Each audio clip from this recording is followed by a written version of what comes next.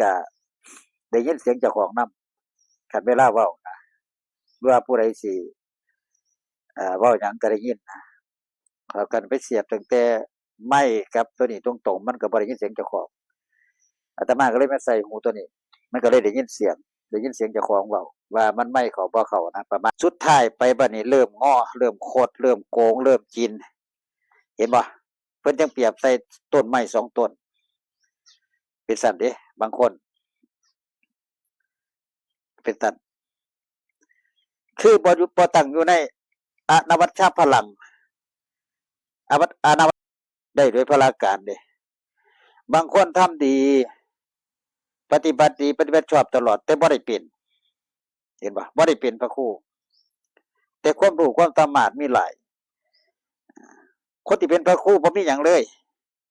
ความรู้ความสามารถความปฏิบัติอาจาริยะ